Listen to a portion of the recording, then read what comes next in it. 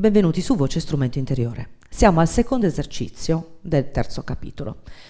Il secondo esercizio spiega questa cosa. Torniamo a parlare di gambe e torniamo a parlare di muscolature. Si è detto prima quindi che il cantante moderno tiene i piedi equidistanti, più o meno alla stessa distanza che c'è tra le due spalle, e che tiene il ginocchio sganciato. Avete già sentito un po' prima che cosa accade alla voce quando noi attuiamo questa postura nella parte inferiore del corpo e attiviamo determinate muscolature.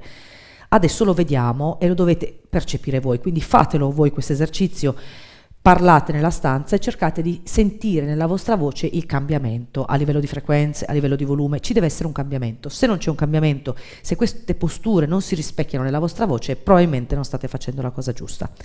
Quindi, amplificata e aiutata da questo microfono, vi faccio sentire cosa succede quando io passo da una postura leggera, non inserita, quindi quella che potrei tenere nella vita di tutti i giorni, ok? Al momento in cui io inserisco la postura del canto, ma soprattutto vediamo la parte inferiore. Quindi questa è la voce che io ho: A, B, C, D, E, F, G, H, I, L, M, N, O, P, Q, R, S, T, U, V, Z, quando non ho la parte inferiore come per cantare inserita. Adesso io inserirò la parte inferiore, cioè sgancio le ginocchia, A, B, C, D, E, F, G, H, I, L, M, N, O, P, Q, R, S, T, U, V, Z.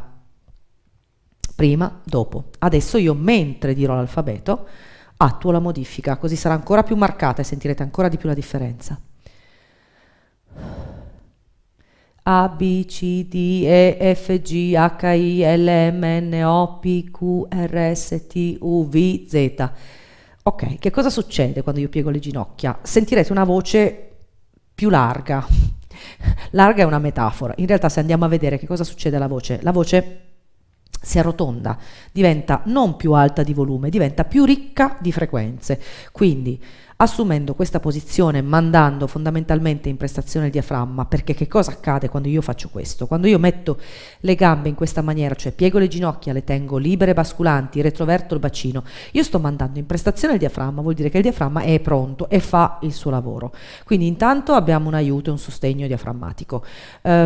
Seconda cosa, quando siamo rilassati e non ci sono tensioni, la laringe è nella sua posizione più congeniale. Non abbiamo ancora parlato di laringe, ma quello che accade è che quando non ci sono tensioni, la laringe, che fondamentalmente è un tubo e ha un diametro come tutti i tubi, quando è assistita, quindi quando il nostro corpo sente che c'è un aiuto diaframmatico, la nostra laringe, sì, i muscoli che la tengono in funzione, che le farebbero adottare determinate posture, non sono in funzione, quindi la nostra laringe è ben rilassata. Se il tubo laringeo è ben rilassato, il suo diametro aumenta, quindi se la laringe quasi si sente, possiamo dire, assistita dal lavoro che sta facendo il diaframma in questa posizione, si rilasserà. Il tubo laringeo quindi si accorcerà e allargherà, o comunque si rilasserà, il diametro della laringe è maggiore e quindi la vostra voce avrete la sensazione che scivoli, che scenda verso il basso. Questa sensazione che la voce da così più leggera diventi così più corposa è proprio quello che sta accadendo, cioè la nostra laringe si rilassa,